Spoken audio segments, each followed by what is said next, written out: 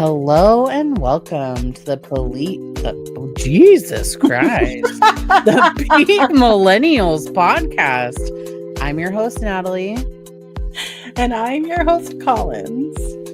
Each week, we delve deep into various peak millennial topics, exploring what we remember and what we want to forget, and read some captivating stories that will invoke a sense of deja vu in all of us. This is the age before iPhones and social media we know today. This is where a good mixed CD, silver eyeshadow, and MTV raised us. So crack open a Jones soda, kick off your black Converse, and let's teleport back to the world of Peak Millennials. Send all your stories to peakmillennialspod@gmail.com and make sure to like, subscribe, and hit the notification bell. And this week, we are diving deep into the phenomenon of Twilight. Hello, hello. Hello, hello. You did such a great job. Thank you. I kind of biffed there right at the beginning, but that's fine. That's fine. We're all learning here. It's totally gravy. If you hear people upstairs dancing or shouting or screaming, by the way, I have new upstairs neighbors. Oh, they moved in. New neighbors. They moved in last month, and after the same people living upstairs for 4.5 years, we get these frat bros and a baby. Oh, that's maybe it's like a 3 men and a baby scenario. Who knows? Who knows?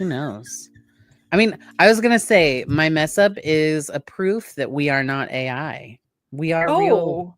We are real people. I should use it as an excuse for all of my mistakes. Oh, hey, it's AI. It's just proof I am an AI, or I'm not an AI. Wait. I got confused. I am not AI. Yeah, I'm not AI, but this is the Peak Millennials Podcast. If you're new here, again, like, share, subscribe, send us all of your stories over at the Peak Millennials Pod at gmail.com. We love you and we want to hear from you. We want to hear from you. I want to say people who are millennials don't like to email because guess what? We've got zero emails. Plenty of DMs. Yes. Saying I'm gonna email you. But as of 7:52 p.m. on November 9th, zero emails. Maybe that's a play. Maybe we just need to say hit us up in our DMs. Send us a DM. Send us a Instagram DM, a TikTok, YouTube, even comment in our YouTube. We did get a little spicy comment on our YouTube. That was fun. My gosh, shout out to our first hater. If you want to go back to our last video, we got our first hate comment. So I want to acknowledge how positive y'all are responding to our last episode about video games across multiple platforms, over 150 listens and views. I mean, that's insane. That's insane. We are a self-produced podcast. Do I know what I'm doing? No. No. Somebody let us buy microphones and a StreamYard link, and suddenly here we are, professionals doing it all. So I have a small little ring light and a microphone and a headset. Yeah. And some electronics. Do I know how to use all of them? No. But I'm figuring it out. We're figuring it out. We're figuring it out along the way. But before we dive into the wonderful world that is Where the Hell You Been, Loca? Twilight. Love it. How was your week? It was good. It was good. It was pretty uneventful this week. I lost my whole train of thought. It was fine to me. The weather was We call it like running down the path. Like it blew like leaves down the path and I have lost it. We are in the thick of fall. Like summer is gone. Daylight savings gone. It is only 7. Well, I mean, like it's almost 8 here, I guess, but it's pitch black dark. No, the weather was nice enough yesterday on a weekend day, because like there's no way that we're getting anything done during the week, really. That I went out into my garden and finished like ripping out all of last summer's or last garden season's stuff and planted all of my garlic for the 2026 season. You have to plant it now. You plant it now because it needs to it needs the cold weather to, it's called cold stratification. But basically it needs cold to develop its roots, so that you get like good bits of garlic. But here it's my my little garden plot. It looks just like lines of an unknown substance that I'm not going to say. Hello, friends. But I planted 95 cloves of garlic, so we'll see. It'll be really fun. Perfect. What about you? Perfect thing to talk about when we're talking about vampires, you know? Yeah, I thought so. So lovely. What about you? How was your week? My week was trying to get over daylight savings because, I mean, I'm sure it's very different with children, but with dogs, they can't comprehend time. So it's been a lot of adjustment. Also, the neighbors full done pissed me off this week. I shouldn't be able to hear full conversations from any room in my house with the windows closed, doors closed, everything's closed. So I'm just not having a good time. Work is work. It sucks. But yesterday I got to celebrate my husband's birthday. And happy birthday. We went to so he was on the episode last week. You want to go watch that? But yeah, we went and had some sushi. All you can eat sushi. Yum. Yeah, it was fantastic. We went to the arcade. It was great. So, we have a lot to go over. We are talking about Twilight, which is my special interest, which happens to coincide with a lot of the things that are going on currently in the stratosphere of millennialism, because nostalgia is a huge thing. Did you know right before Halloween they were playing a lot of Twilight movies in theater every single day? So Wednesday was Twilight, Thursday was New Moon, Friday was Eclipse, so on and so forth. I only got to go to one showing, which is totally fine. But it got me thinking.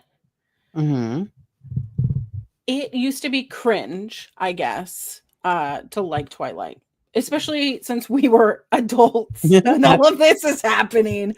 So it's not like when Harry Potter came out and we were like kids and we were like aging with them, you know? Twilight was different because we're already adults, and like it's weird to think now that like I was crushing on Jacob, who was a child. A child.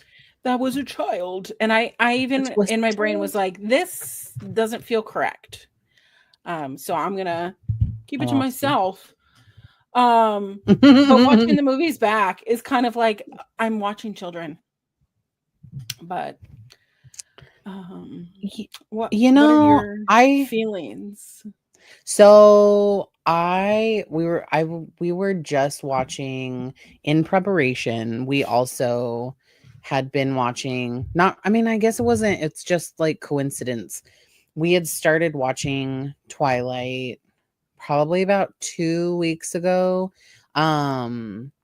because my older daughter really wanted to watch it. She was like, let's just watch the whole thing straight Oh. through. And then, you know, like we can only really watch it after the youngest goes to bed. But we finished watching Breaking Dawn Part 2 last night, and I also just kind of went through like a hard bit of nostalgia because I remember buying Twilight. I used to go to Target when I was before I turned 20. Mm-hmm. When I wasn't working, I guess is a better way to describe it. I would go to Target just to like kill time or whatever. And I remember picking up Twilight off of like the bookshelf, and I was like, well, it's 15% off. Like, Yeah. this might be a good read. And I just apple. remember that it was like the paperback copy with the picture of like RP and Kristen Stewart like on the front of it. And I was like, this looks interesting. And I like flipped it over and I was like, oh, this could be good. And I just remember like inhaling the books. There's such a quick read if you are going through them. They really are. Yeah. Also, key point, if you have like the Disney plus Hulu bundle or Hulu, they have all the films on there right now too. Makes it easy, except I have the extended edition Blu-rays. Do you have the Blu-ray set? Do you have the special edition Blu-ray set in the box? Yes, I almost drug that out of storage so that I could be like, look at this. They're all sitting in front of the TV over there. But Twilight for me was definitely something to suck me right into, so to speak. I've always loved vampires. I did watch Blade as a child. Oh, I was more of an interview with a vampire kind of gal, but but I did like Blade. There's something about Wesley Snipes that I just does it for me. However, going into it feeling like, oh, it's going to be like dark and dreary. Like there are points of like the Twilight, especially the books, that it's like lighthearted and kind of like fun. Not as serious, I guess. So it was like a nice take for me of like, I can enjoy vampire lore and it's not so like horror, if that makes sense. Well, and I think that it became so much of like a cult classic or like a campy classic, because it really did break a lot of like the stereotypes of a vampire. Like the vampires within Stephenie Meyer's like trope or canon was they could go outside. They didn't like burn up immediately. Right. Garlic didn't affect them. Like, yeah, they still drank blood, but like their skin was like marble, as it was described. Like, so I liked that aspect because any vampire book that I had read prior to that, it was like they have to stay inside. It can only they can't go out during the day. Like everything happens at night. Yeah, they live in a coffin. Like, and so it was something very new. And I had spent a lot of time reading, like I like that magical kind of like mystical type of book style anyways. And so I had read like witch stuff and werewolf stuff and wizard stuff, you know, but this was the first like vampire read that I was like, oh, it's kind of like I mean, like it is a romance, but it was more what felt like my age and more like relatable than like a fantasy type of thing. Yeah. Well, for those who don't know, the Twilight series or saga, it's a series of romantic vampire fantasy books as well as films written by Stephanie Meyer. We'll talk about Stephanie Meyer and her Mormonism because she's Mormon. Very much so. Very much so. This series, all 5 films. So the first one is Twilight. The second one is New Moon. We have Eclipse, Breaking Dawn Part 1, and Breaking Dawn Part 2 have all grossed over $3.36 billion with a B worldwide. The first movie came out in 2008. The second movie came out in 2009. Subsequently, third one came out in 2010. Next one came out in 2011 and 2012. So they typically came out near this time, the Hoa Hoa Hoa season, in the beginning. I was seeing if I could find like a rendition of the song that wouldn't copyright us, but alas. But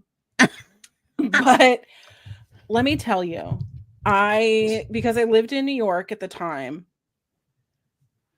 I didn't see the Twilight movie, like the first Twilight movie, like opening night, but every other one after that I did.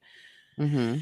The theater that we were at, there were so many theaters dedicated to just Twilight movies that they had like a Thursday evening 11:59 showing, and then a midnight showing, then a midnight 01, then a midnight 02, and a midnight 03. So it's like I would like one ticket to the 12:03 a.m. Yeah, like they don't do that anymore. Separated.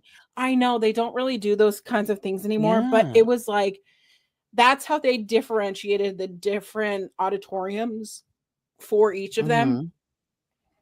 They always had some sort of cardboard cutout, always had some sort of themed like bucket of popcorn or some sort of like vampire special. And when it starts getting to the Breaking Dawn part, then you actually get like little caricatures or little like souvenir takeaway things.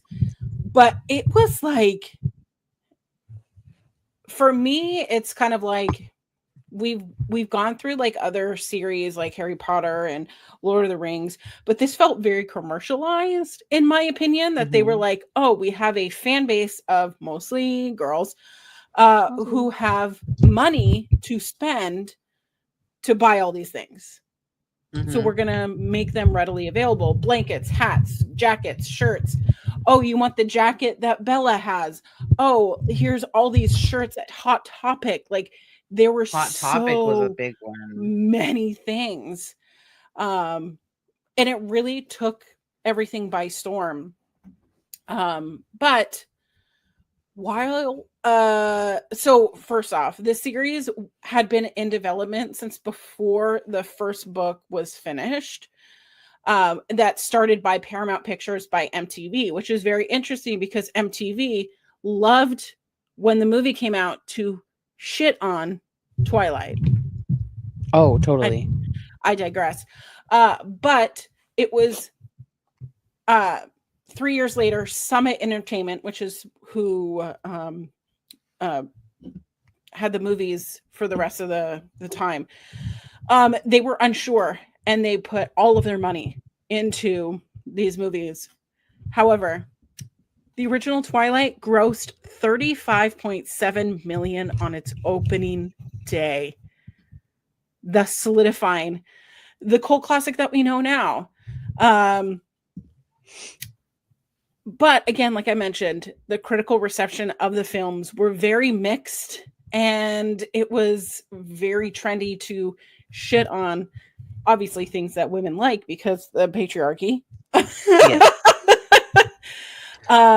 While the New York press critic Armand White, which I found, called it a genuine pop classic and praised it, USA Today gave the film 2 out of 4 stars saying that Meyer is said to have been involved in the production of Twilight, but her novel was subsequently more absorbing than the unintentional, funny, and quickly forgettable film. Imagine saying that about this. So as your resident like book obsessor, I agree with this specific comment because I also I re-listened to Twilight. Yeah. And I just listened to it on YouTube. Someone had read the book and it was like the audio version.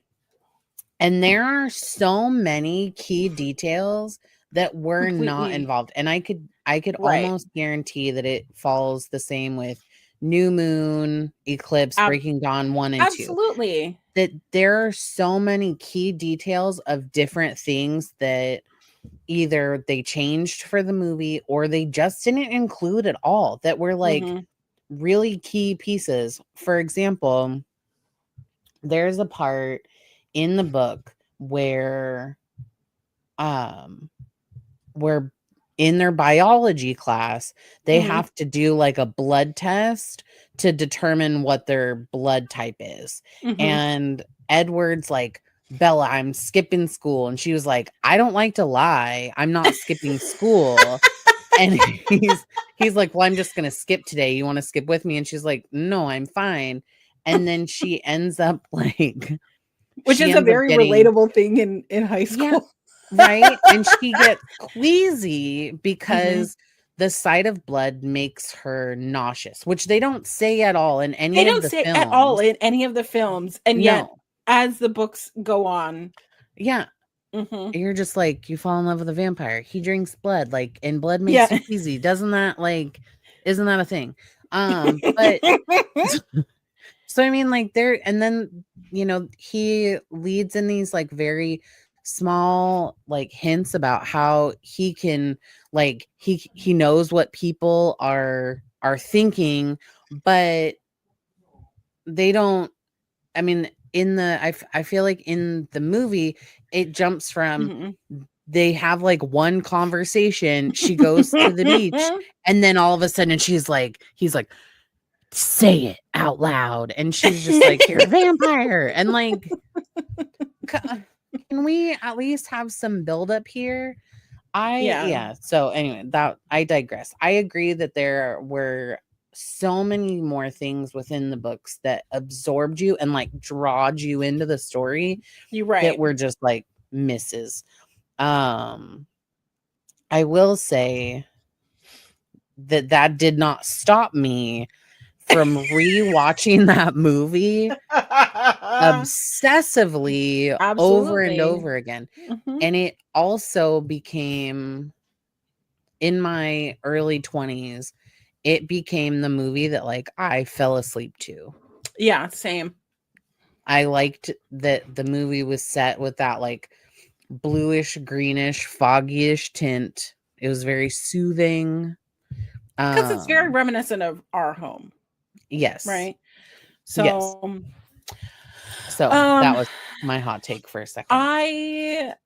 I started rereading the first novel, but I have on deck 3 other books that I've been trying to finish since October. And that's just been my brain lately. Yeah. Yep. And I want to finish it again, but I don't have the time like other people do to manage everything. I love people that can read and dedicate time to reading. If I can't have it in an audio format and listen to it whilst I'm doing whatever else I'm doing, I just can't read. I bought 2 books because I was like, I have to read these books by this author, and they've just sat in the same spot because your girl doesn't have time to sit down and read. I wish I did because that would be cool, but give me that audiobook. Yeah, give me that audiobook. But speaking of parodies, there was a parody of Twilight called Vampires Suck, starring a bunch of people that I don't really know. But it was largely based on Twilight and the sequel. Obviously vampires suck. Though the film was a critical failure, it called online, with Rotten Tomatoes critically giving it a 4%. It was a financial success because, again, people love shitting on things that young girls and women like. Opening number 1 in the United States and grossing more than $80 million on a parody film. That's so crazy. Absolutely crazy. The budget of that movie was $20 million. And it was, which is, it's hilarious. There have been other parody films on here that have been like more straight to DVD. There have been plenty of, if it exists, it's a porn type thing. But honestly, what great form of flattery, you know? But I mean, I do have to say, because like when we grew up, like the only vampire show that like I really knew about when I was younger, or that was popular, was like Buffy the Vampire Slayer. Buffy! Yeah! And like that one was great. I love David Boreanaz. Like, give me that Crystal King. Stunning, gorgeous. Later on, Seeley Booth, even though he was very problematic, but like David Boreanaz is a beautiful, beautiful man. Mm-hmm. But I feel like Twilight kind of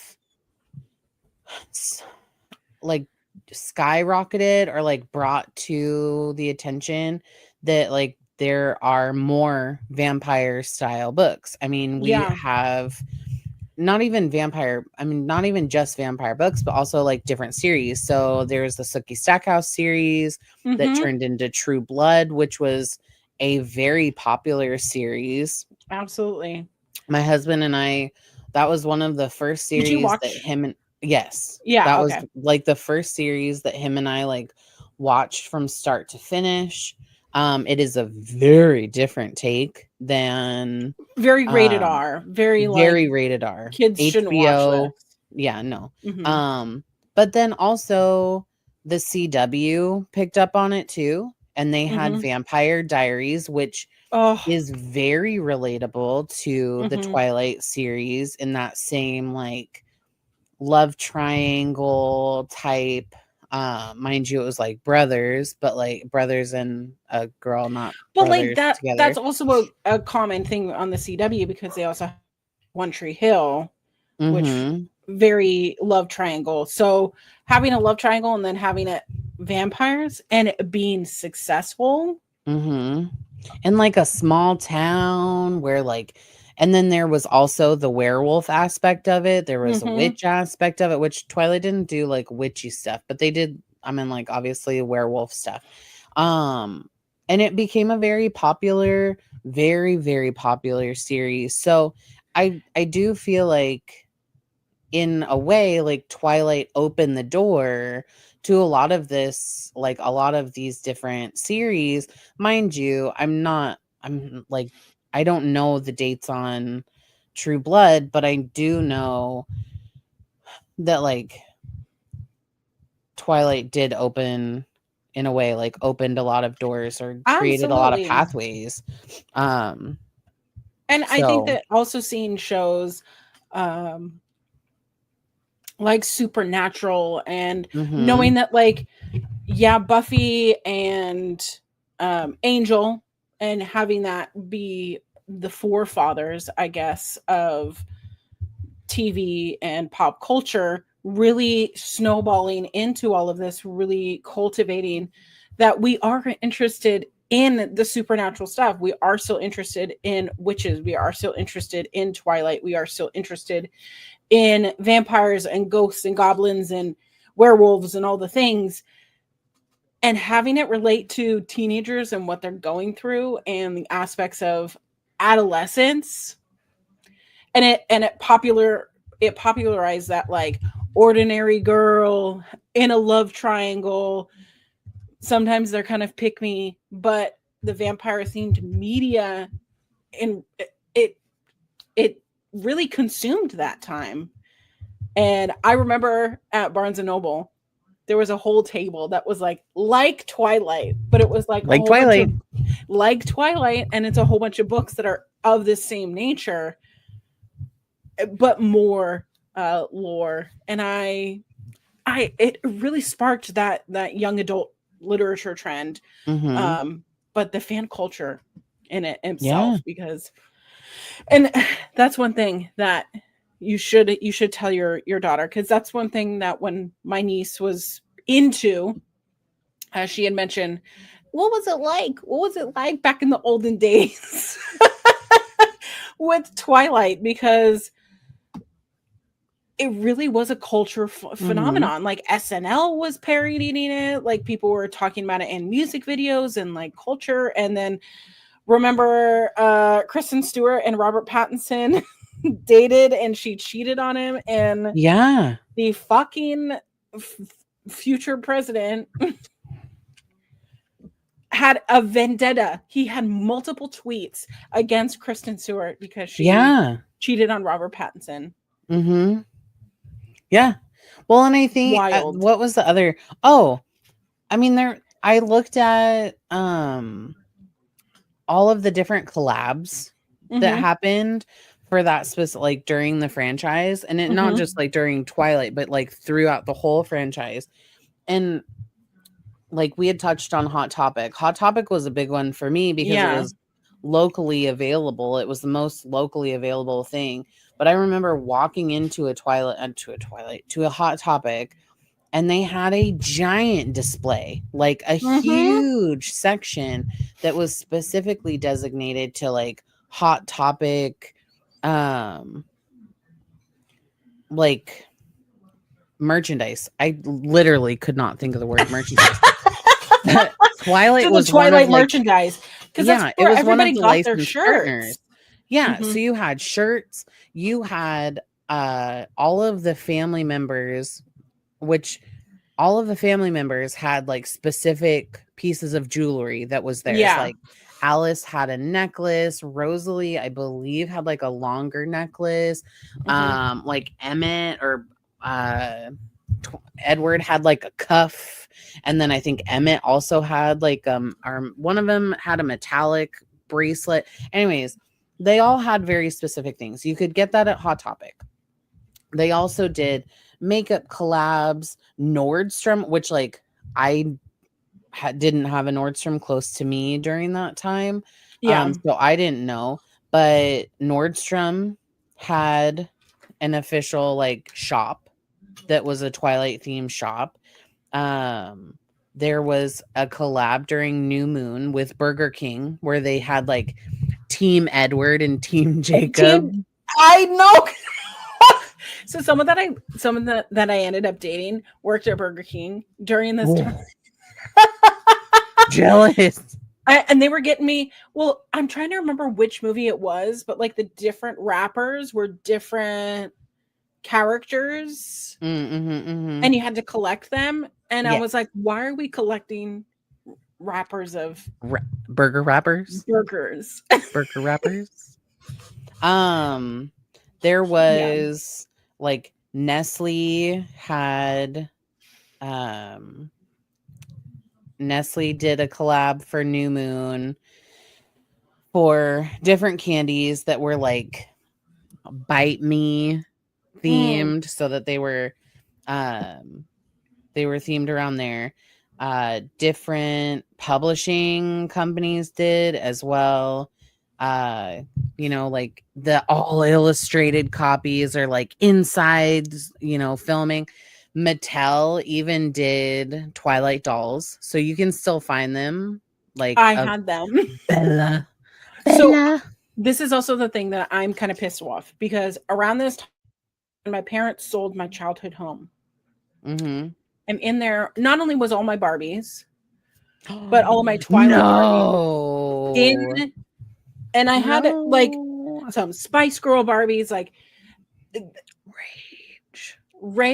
absolute rage inside of me. So whoever got those. I also want to mention, because while I was searching through the same things that you're going through, the boutique that had that green Bella jacket, it was discontinued when the movie came out. However, they were receiving so many inquiries about that jacket that they started to remake at the request of the fans. Like a boutique That's so completely crazy. discontinued a green jacket. But also, do you remember that green jacket, that style of green jacket was everywhere? Oh, it wasn't like an anorak style jacket, wasn't it? Yeah. I Yeah. have one from Torrid that is still in. That pain in the ass. That thing was such a pain in the ass to hang. Sorry. That was such a pain in my butt to like hang up and sell It's because it was, heavy. yeah, it's heavy. And it was Heavy. expensive. I spent over $100 because it is very insulated. It is one of my favorite jackets that I own. I need to find new buttons for it because some buttons have fallen off. No. But it's like, because it's like kind of double breasted, at least the Torrid version. But it is that like olive colored green. The inside lining is like a flannel. It has a hood. Mine had a fur hood or a fur trim, and I figured out how to remove it because it was like with the pain, with the weather. With the weather. Why would anybody? Why would I do? But I just remember that was like a millennial staple was skinny jeans, a graphic tee, and that green jacket. And there you go. That. I will say that there were two other like major collabs. One of the biggest ones was Volvo. So the car? The car. So because that was the type of car that Edward drove. Right. Was a Volvo. So he drove in the films, he drove a C30 and an XC60, which I am not a car girly. That is, I saved that specifically for my husband. But Volvo ran very specific, and I bet you could find them like on YouTube, the old commercials, but they had very Twilight themed commercials that they ran for Volvo and they would do like that, like Volvo as seen in Twilight, like, oh my God, they get these 20-something-year-old girls like me to be like, you know what, I could get a Hyundai and then my car payment is only like $270. No, get that Volvo and I'll have a $600 car payment. And then the other collab I will say, the other one I'll say is more music based. So Atlantic Records and Chop Shop Records, they released out the soundtracks because at that time, like they released out they released CDs. So these soundtracks, which I would assume that you had, I had all of them. And I love them, but they had music that, I mean, from bands that I still love to this day, like Paramore, Muse, Christina Perri for her famous song. There was Linkin Park was on one of them. There was just some really great, I mean, Decode will probably always be one of the best. Decode, yeah. Definitely, because there were two Paramore songs, because it was Decode and I Caught Myself. I Caught Myself was such a good one. It's one of my favorite Paramore songs. But the hoa hoa hoa hoa, I see you in that song is everywhere. But yeah, I remember that CD was in my car for a very long time. It got Supermassive Black Hole. Oh, such a good one. Absolutely. But I remember that, like, the Edward Cullen, what's his name? Robert Pattinson had a song. Never think that was the song. Here to say, I will ram you in my. You can't understand anything. No. However, but I remember getting like a free iTunes download for that song. But you love that. I love it. I love it. See, that's so the thing. Much. It's like there was like the score or like the music behind everything. Do do do do do do do. You know. But then there was a separate CD that it was just like all popular music, you know, soundtrack, like kind of things that it was like 2 different CDs. And I'm pretty sure more people probably bought the one with Muse and Paramore and Linkin Park. But those were definitely like if you were going to go on a road trip or if you were going to go somewhere, everyone had a Twilight album in their car. I listened to it so much that I think all of those songs are like ingrained like in my brain matter that they just live there for so long.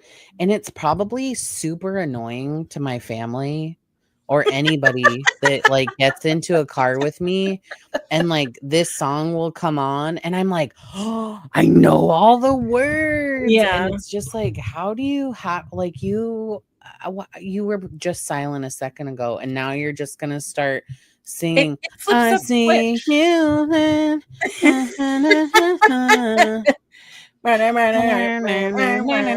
Yeah.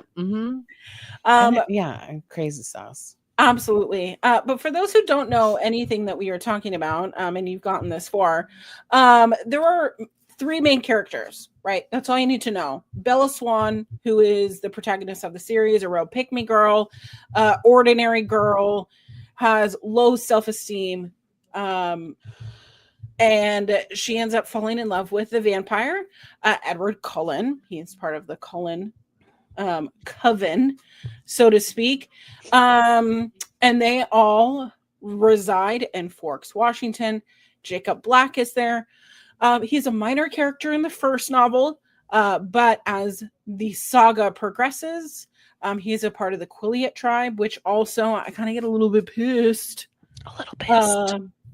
Of how they treated the Quileute tribe. He does resurface in New Moon. He has a larger role as Bella's best friend, turned possible love interest, imprints on Bella's and Edward's baby.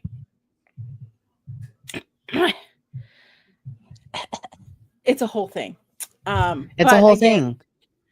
Twilight, New Moon, Eclipse, Breaking Dawn. 4 books, 4 very different things, 4 different themes.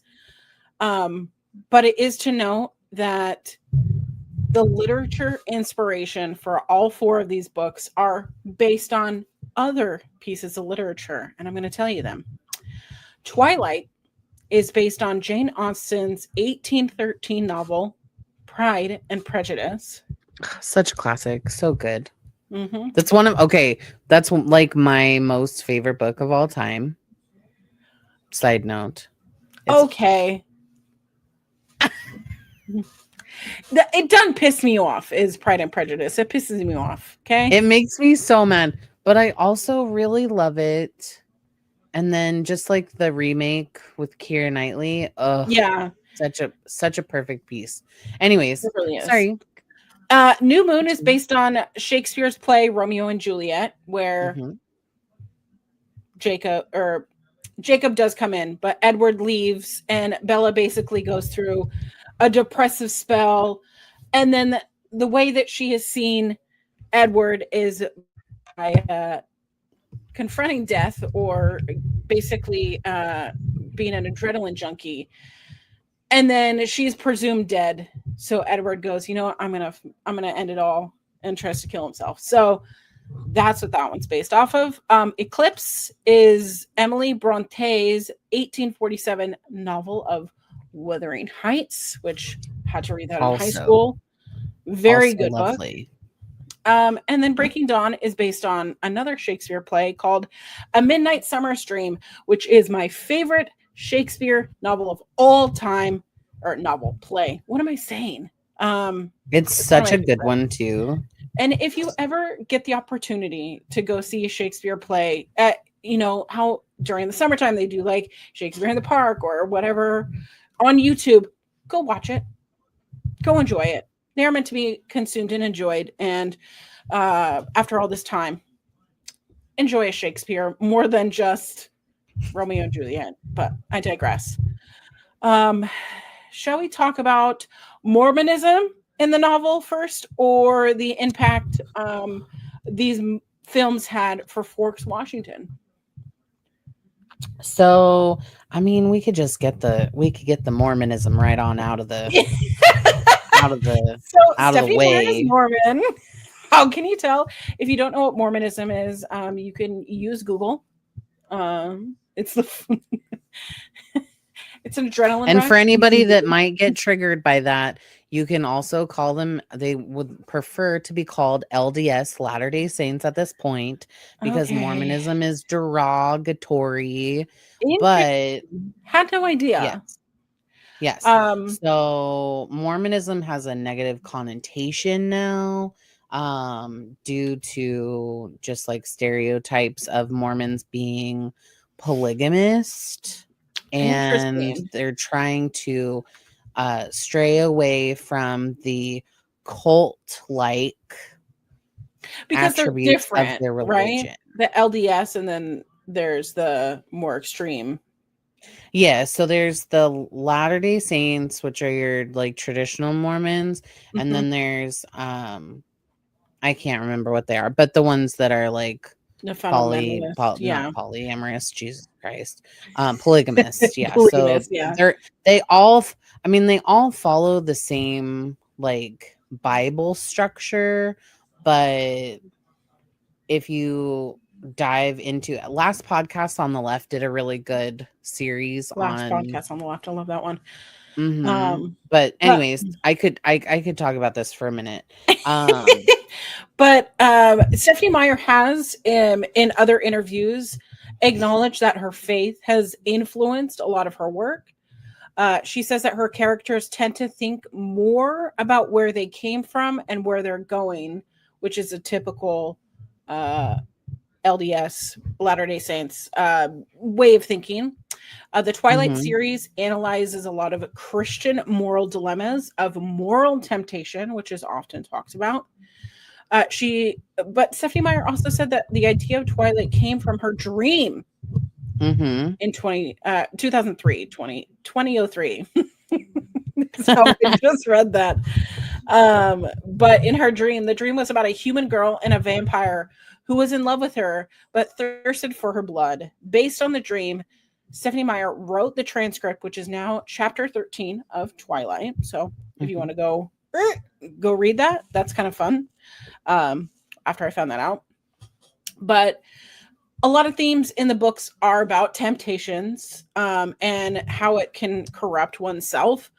Overcoming the temptations illustrates a common Mormon principle of overcoming the nature of man, i.e., the vampires that we are seeing, the Cullens, they resist the temptation, the nature, so to speak, of killing humans because they see that as morally bad. So thus they eat animals, just like humans eat animals, but they blood. Not meat. Cougars and deers see highlighted in the first book. But it is that overcoming of nature of oneself.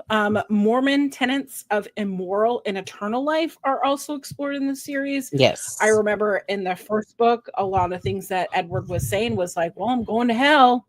I'm already like, I'm a vampire. I'm already going to hell. And that's like a huge thing that the movies do not talk about, is how vampires typically are damned forever. They are immortal beings damned to hell. I will say that there are a lot of preconceived or perceived, not preconceived, but perceived like LDS or slash Mormon values that are within these specific stories, particularly around the belief of your eternal family. So a very strong belief within the LDS faith belief system is that you are sealed with your family in the temple forever. So when you pass on, you have your own space that like you and your family will eventually meet up with, and you will be with your family sealed together. And it's a very serious and very like secretive ritual ceremony. And that's a very strong thing within that culture. I mean, that religion. I know from firsthand, I have family that are of LDS, and they are very serious about like being sealed together and following like that because if you get divorced, you are basically excommunicated from the Mormon church. Which you can, so basically like not to go like, hey, your not to husband go cheats like on hard you, and yeah, you're like, okay, not to go like hard into it, but like one of my family members, her and her husband, her and her first husband were married in the church, and they got a divorce many years ago, and she was remarried, but I don't know like the details of how that works or how her religion works, but I've heard from like other family members who were married into the faith and then followed the faith a little bit as they were married to said person and then got divorced. Like you get cut hard from that community because you are essentially like looked at as a flaw, or like you didn't believe enough, or you didn't repent enough, or you didn't do something enough. And it, for me, it's a hot button take for me. I just don't really vibe to it. But there was, I mean, if you really look at like the books and even in the movies, there are a lot of like Christian based or LDS based beliefs that held very true, like abstinence, saving yourself for marriage. That's a huge part of the second part over here, is that the topic of sex is definitely touched upon in this series that is not of the Mormon way. I mean, we joke all the time about soaking, right? Or or if you don't know what soaking is, please go Google it, because it's actually real, that they really do it. And there's someone who stands on the bed and shakes it and does all that for you. No, thank you. But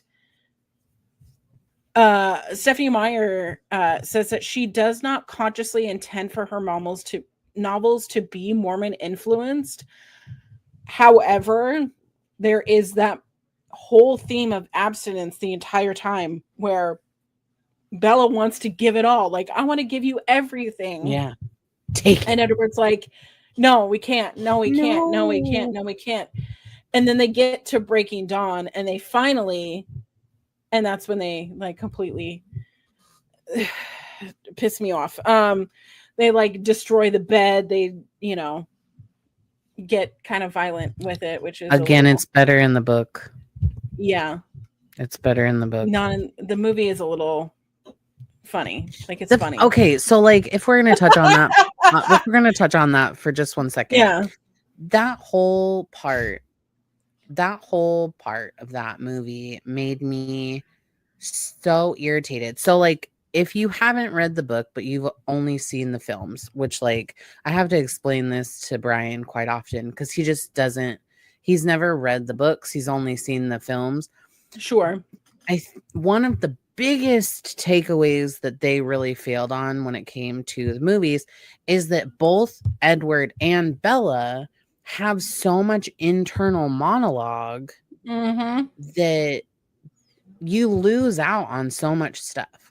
So like that whole part where they will like finally were able to like get it in and have their like bed breaking moment. And they like Bella's go like in the water. internalizing. Yeah. Like she's internalizing all of these thoughts of like, oh God, like I must really suck. Like he's got all this experience. He's old as hell. Like he's seen all these things. Like he's done all this stuff. And Yeah. I'm just like this sad 17 or 18-year-old girl who like has never done anything. Like he must think that I'm such a loser.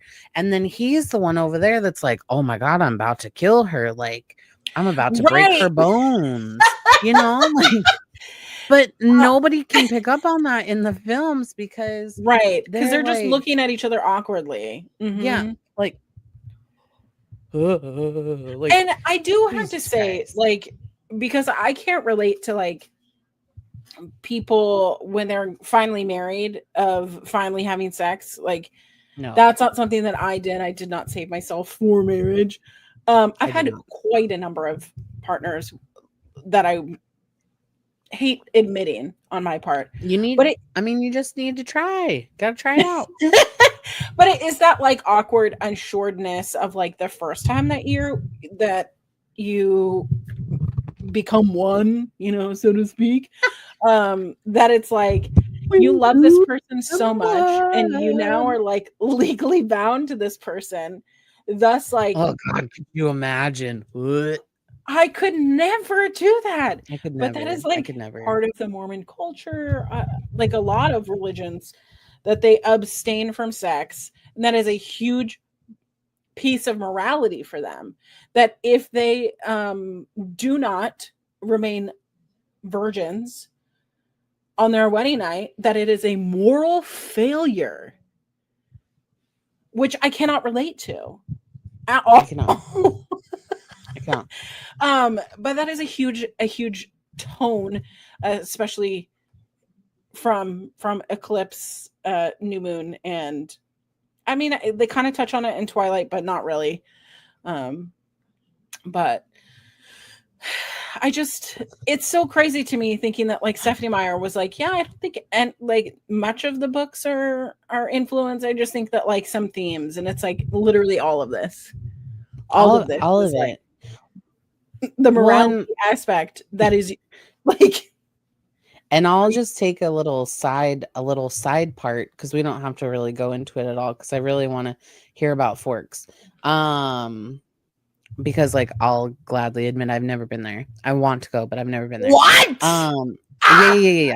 But side note before we move on, that the book series, like the 50 Shades of Grey series, was based, like it was written with Twilight in mind.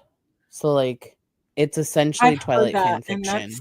That's weird because I've read that and it's like, but I've also I prefer the movies to 50 Shades because I personally do not think that the 50 Shades books are very legible. I laughed a lot. It's stupid, dumb. Because it's like, so dumb. I just like the whole time, like a silly little child. I felt like I was reading Reddit, by the way. Like the movies are so much better. Anyways, but yeah, I have never been to Forks. I am a I will say I am a full Washingtonian of my whole life, and I've never been. Okay, so that just means that we're gonna get in the car and we're gonna go. You can bring your children, and we should just do it. We should just go. I mean, my older one has been, but my younger one has not, and I don't really think that she would care. It's just kind of fun. So for those who don't know, at Washington State, right? It's at the all the way corner, right? So Forks, Washington, as you can see, got this over Forks. So it's Forks, Washington. It is a town of maybe 8,000 ish, maybe more, maybe less. But it's a logging town. It was always a logging town. And the economic turmoil of the recession killed everything. People were starting to move out. People were leaving Forks. However, the Twilight series hit, and it improved the town's economic value due to the tourism based on those books. Forks is visited by an average of 8,000 tourists per month and has been described as the Mecca of Twilighters. So crazy. Yeah, Forks's estimated population for 2025 was 3,448. So much less than this source that ruined everything. So because of this, in response to plans for the aging Forks High School to be renovated, Twilight fans teamed up with Infinite Jewelry Company and West Olympic Peninsula Betterment Association to collect donations in an attempt to save the brick appearance and the building altogether, which is kind of crazy that this little logging town has turned into such a mecca. So I have gone as recently as last spring.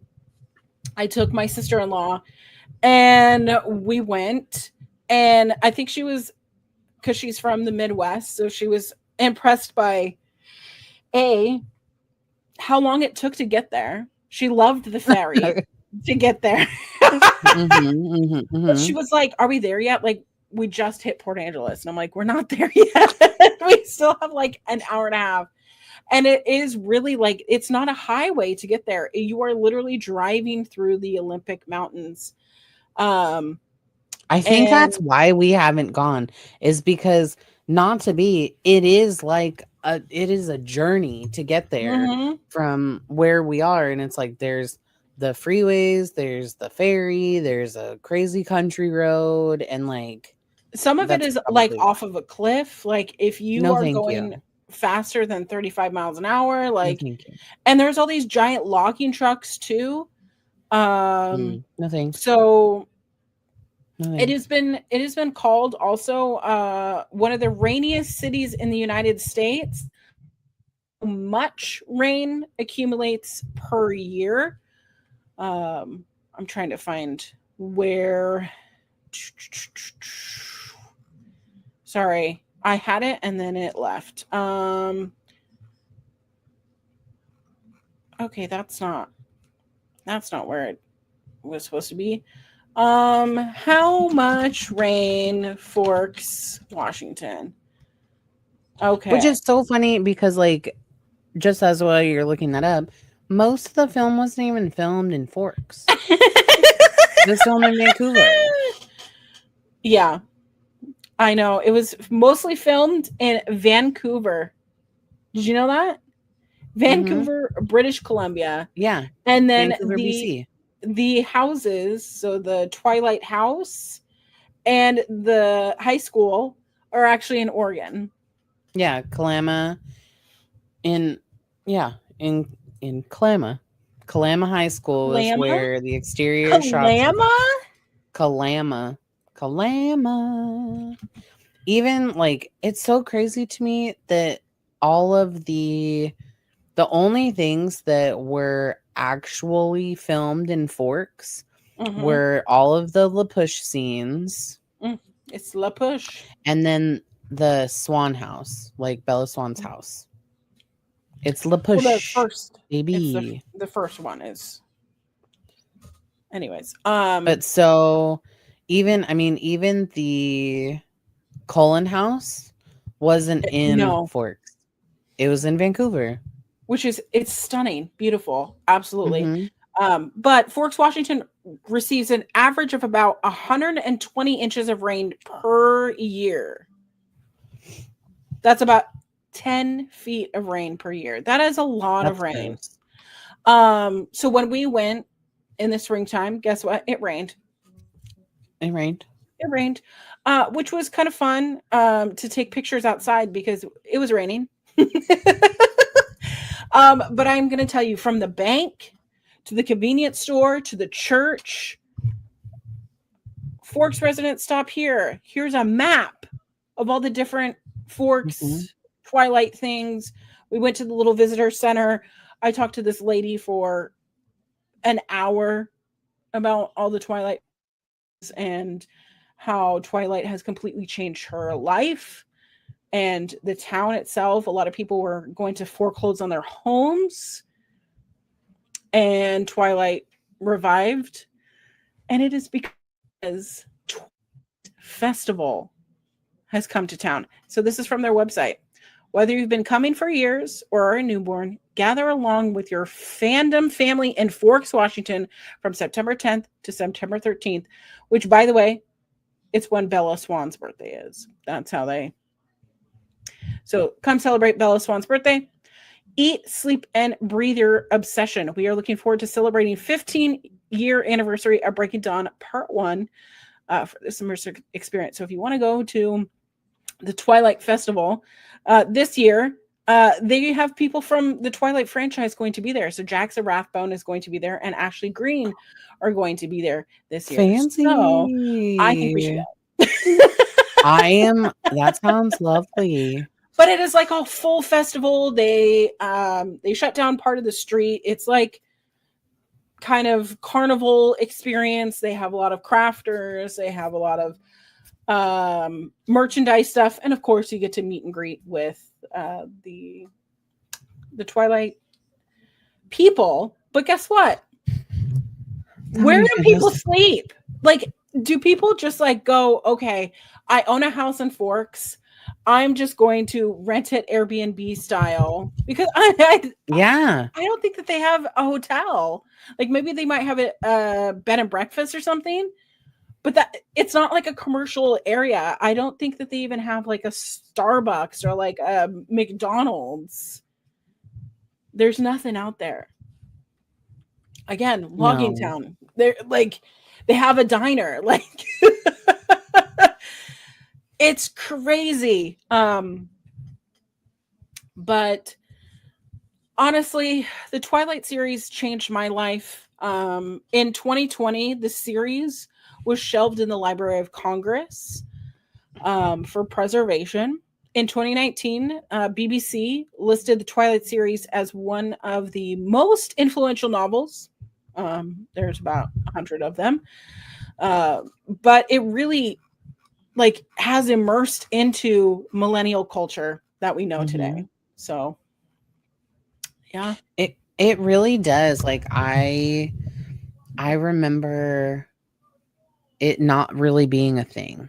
And I was just like, oh, I absolutely love this. And then boom, it became such a big thing. I remember, like you had mentioned earlier, going to like midnight showings of the films.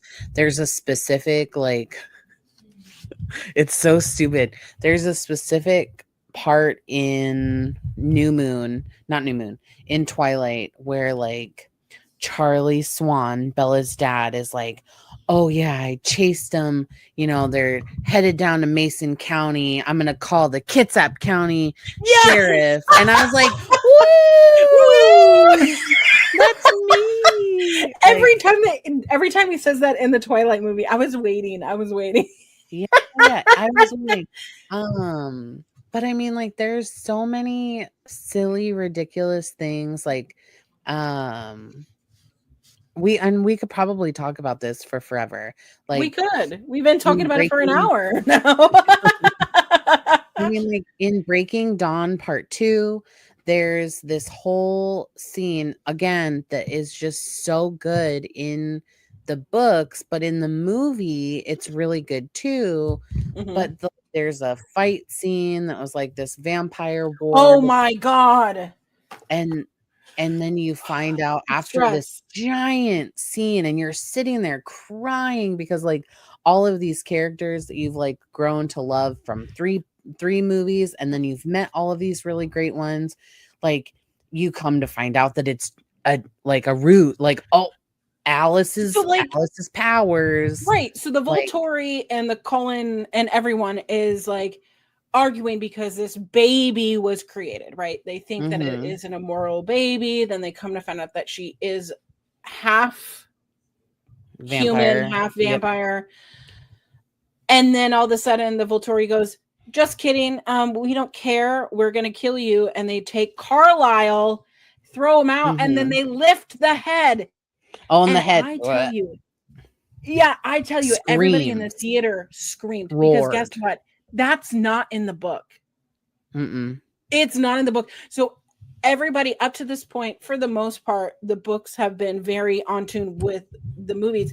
The moment that happened, everybody stood up in the theater. What? Ah! The screams.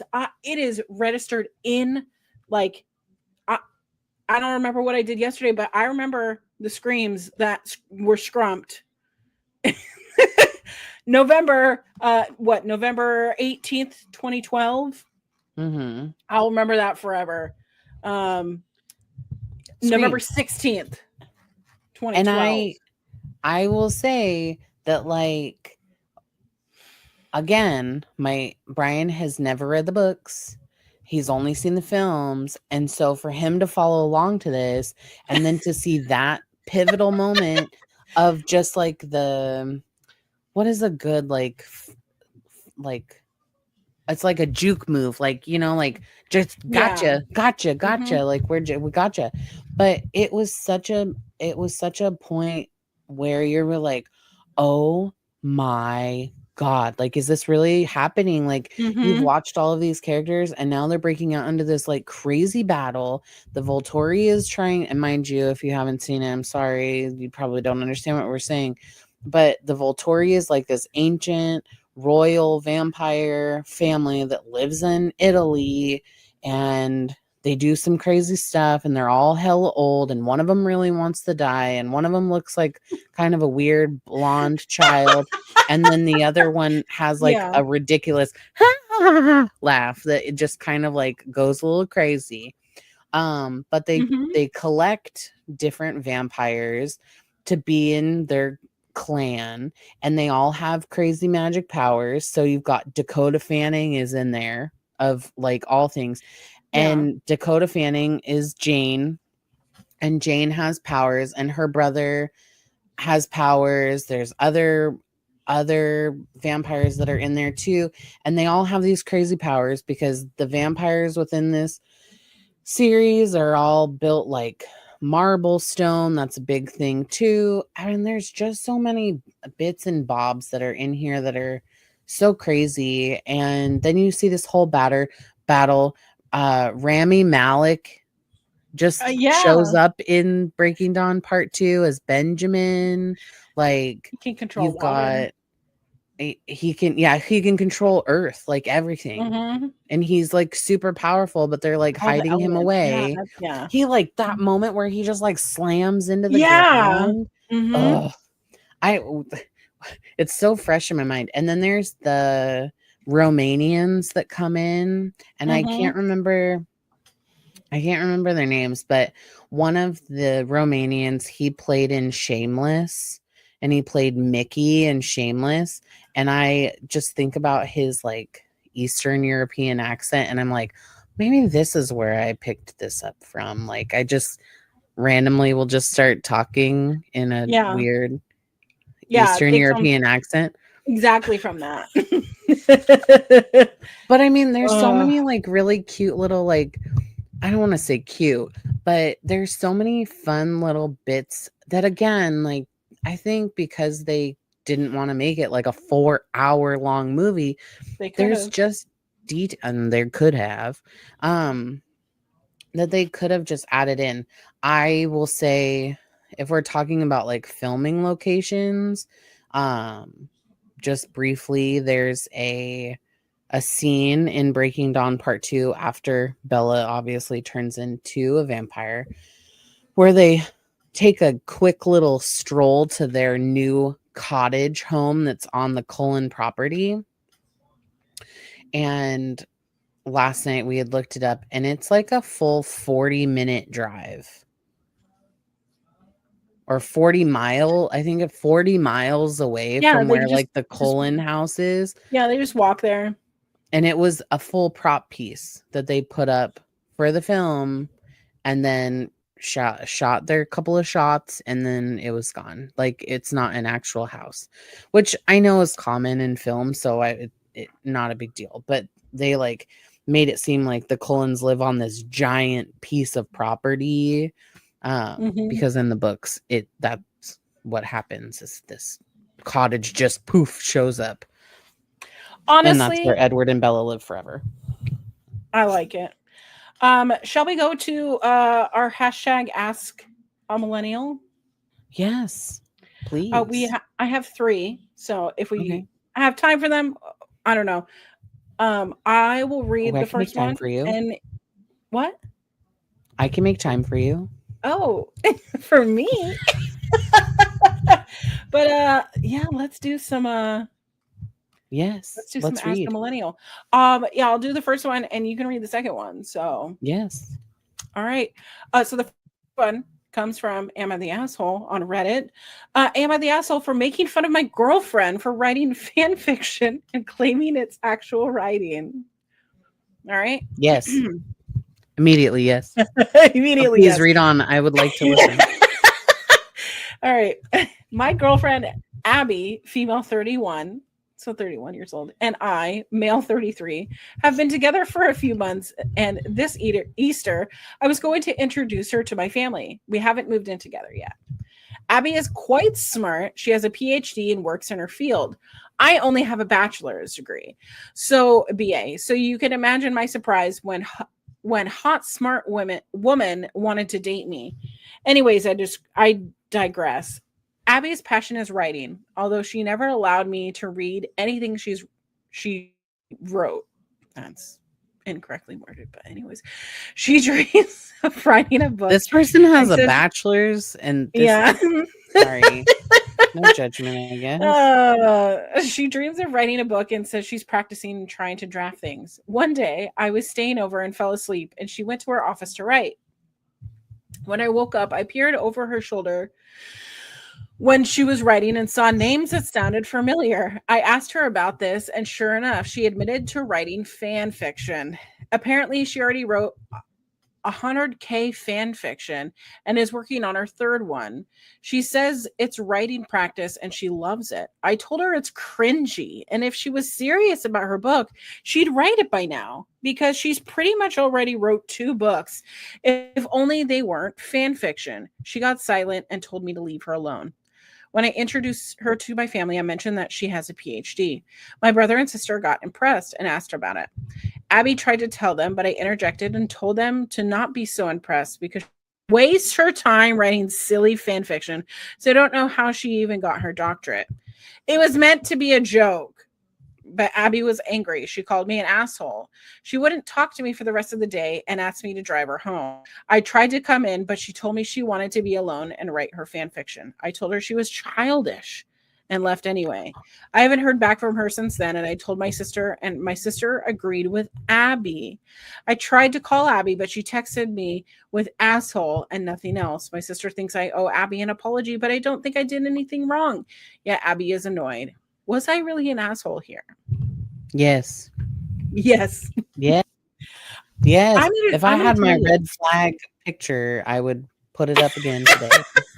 I'm going to tell you, fan fiction is hard to write because you are writing for characters that already exist. And you're creating storylines that don't already exist in different space-time continuums. And you are really, like, it is a great writing prompt. I love doing this. I used to write gay fan fiction all the time for Harry Potter. As a Hermione follower, I read quite a bit, and I'm also a Reylo fan fiction reader. Oh. So if you don't know what that is, it's Kylo Ren and Rey. Mm-hmm. Because Kylo is daddy. So there's that.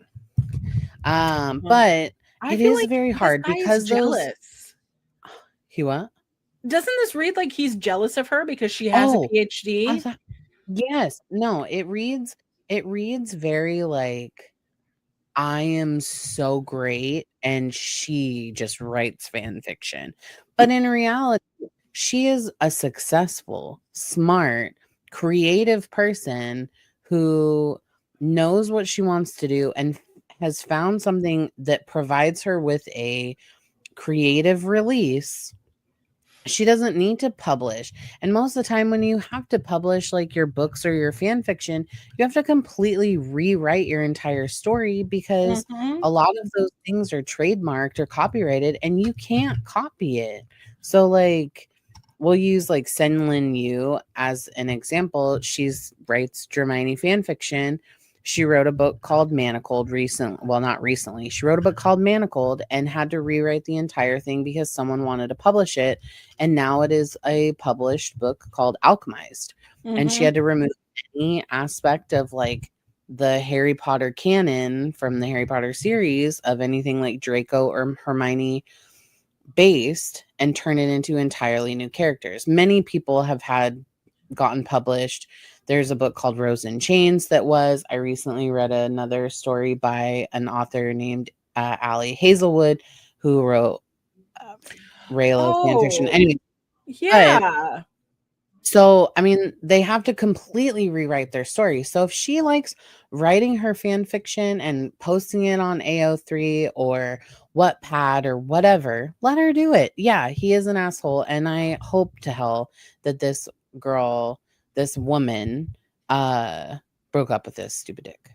I don't see any updates, but definitely there's been so many successful books out there, series that started as fan fiction.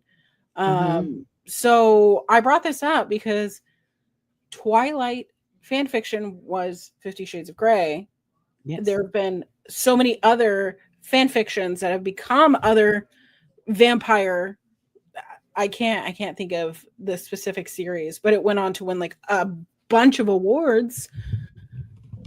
And to minimize your partner's achievements by devaluing their accomplishments is like, buddy, you are so insecure. This is like I know that it's like not PC or whatever, but it's like, this is like small dick energy. This is like, yeah.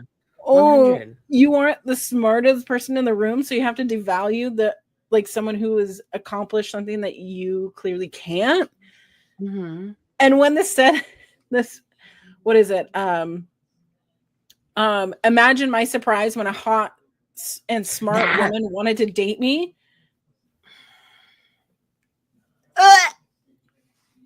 Yeah, imagine a hot and smart woman wanted to date you. After this, you sleep on the streets.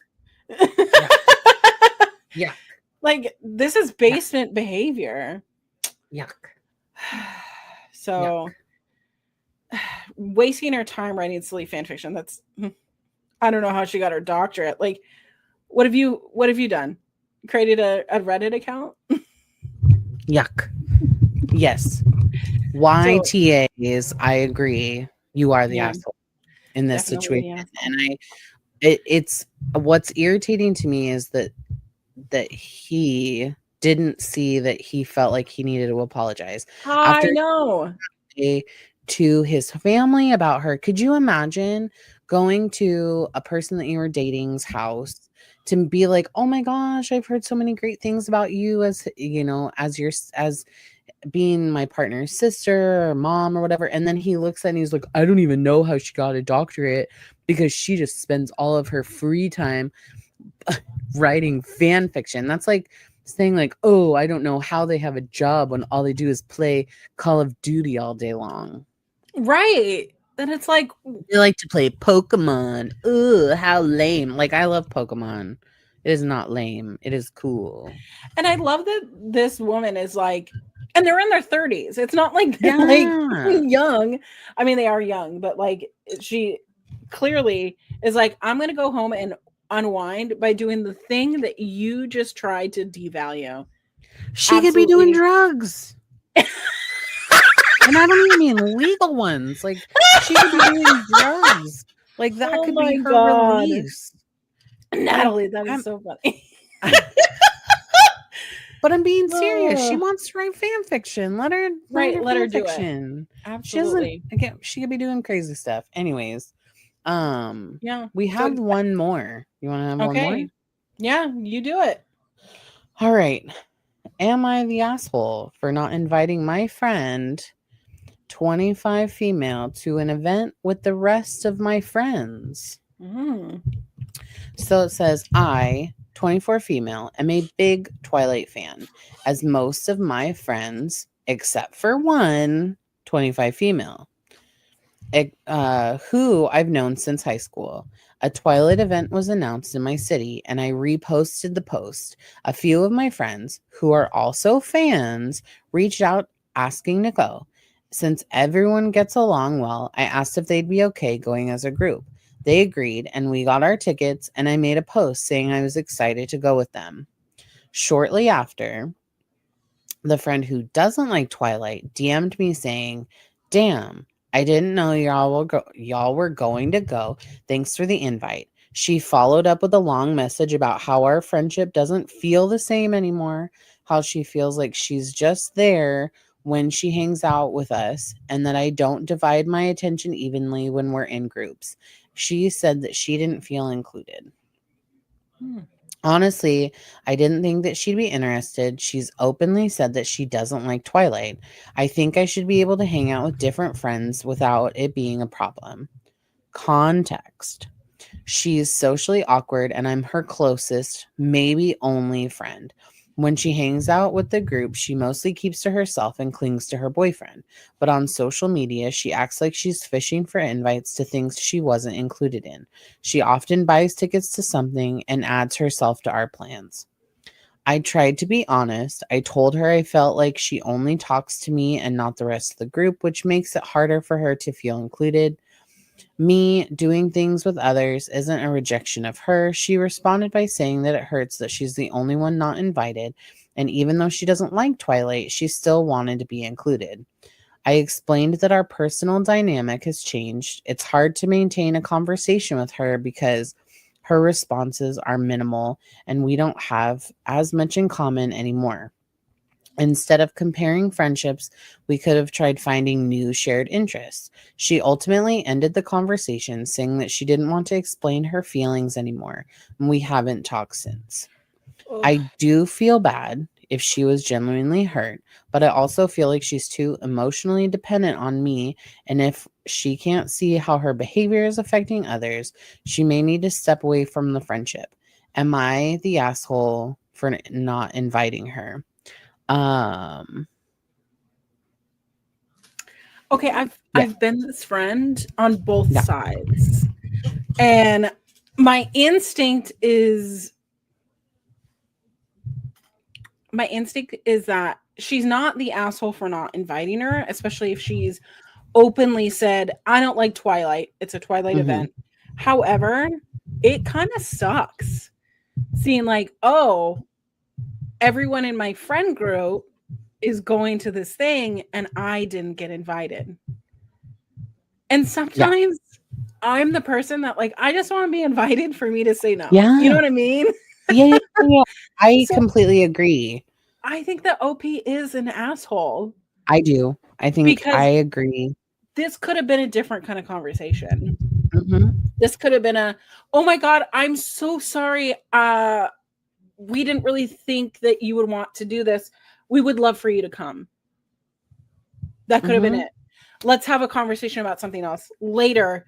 But it wasn't that. It was defensive.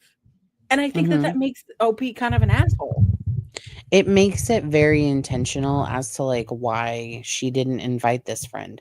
Now, if all of these people are like all friends from high school and they all hang out together, like through different events, and then even if the friend doesn't really care for Twilight, that's kind of like that's what being a friend is. Like your friends, yes, you have common interests, but everybody has something different that they love. Like for you and me, for example, I don't know anything about wrestling, But if you invited me to go to a wrestling match Right. event, I would absolutely go because I know that you're really excited. Vice versa, if there was like a K-pop event that I really wanted to go to and I was like, Absolutely. please come with, like, you should come with me. I think that you'd really vibe to this. You would show up. Like, it doesn't mean that we have to like every single thing. We have common interests, but we also have different. Now, to make this person seem like, well, she's socially awkward and only like clings to her boyfriend, That's an excuse. that's an excuse. It's so terrible because Yeah. if you have a partner in your life, be it whatever, male, female, non-binary, whoever, you have a partner in your life, like, you're typically going to spend more time with that person because they are more of your safe space. Whereas Right. like, if you don't like, but then to exclusively exclude somebody just because they don't like that makes you an asshole. That's immediately an asshole. If you're just like, well, Especially I know that they're part of our friend group, but they don't like it, so I'm just not going to tell them. especially since they know that I'm their closest friend. And when we all hang out, they mostly talk to me. If you know that and you don't offer an invitation, that, what do you think is going to happen? That's hurtful. You're being intentionally hurtful. And I cannot believe. So when I found this Reddit, they called her not the asshole. And everyone's like, she's clingy, like, get her off, stage 5 clinger. Like, you don't need that kind of negativity in your life. That has nothing to do with this. It has everything to do with, I didn't invite my friend. I didn't invite this person to this event because I didn't think that they liked it. And then they told me that they were hurt that they didn't get invited, but I'm not the asshole. They kind of suck and they're clingy anyways. Sounds like you've made your decision about the friendship.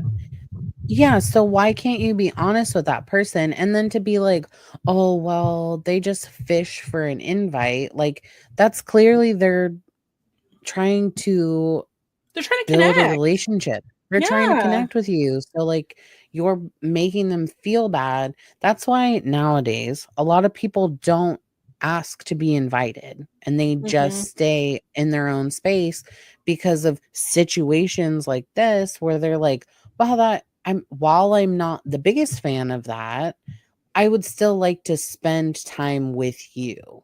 Same. I'd like to spend time with these people. And that's a hard thing when you have social anxieties to be able to vocalize or to build that type of community, because in reality, this is what happens when you're trying to build a community. People are like, oh, well, you're a stage 5 clinger and you overshare, or you just you don't fit in the way that we want you to fit in. And it's like, why do we have to be like Stepford? We don't need to be Stepford people. Can we just have our own individualities and then we can bond on similar things? Absolutely. Well, I think collectively we believe that this person is an asshole. Yeah, we believe that this person's an asshole. So 2 assholes for our hashtag Ask a Millennial. Thank you guys so much for listening to the podcast. Now remember, like, share, subscribe, tell your friends all about the podcast. Email us all of your stories, peakmillennialspod@gmail.com, or go to Instagram right now, find us, Peak Millennials Pod, and send us a little message. We'll probably do a little poll, probably do a little something. Thank you. Send us topics you want us to little chitty chat about. Give us your favorite millennial movie. Let's talk about it. Ooh, tell me. I'm into it. Yeah, tell us topics you'd like us to talk about. And if Instagram is your vibe, throw us a thing on Instagram, or you can reach out to us on TikTok. I'm on TikTok at Natalie Christina. I'm on Instagram at Natalie Christina. You can slide into my DMs, tell me a little something. Where can people find you, my dear? _queer auntie on all social media, unless they don't allow underscores like Blue Sky. I've been hanging out on Blue Sky lately, which has been fun. I'm going to join this week because I'm very curious. Yeah, you should. It's hard to get into it when you first start, but keep at it, because then your feed starts to curate to things that you like. And remember, when life is so dark, it's so bleak, everything sucks. But remember to curate your social media to the things that make you happy. And yes, cut the bullshit, because I don't think that we have time or space or brain activity for all of that. So keep it cute, keep it light, keep it fun. What a good week. This was such a good chat. Thank you for chatting about this with me. We got a tight turnaround here. So thank you guys so much again. And we'll see you again next week. See you next week. Bye, y'all.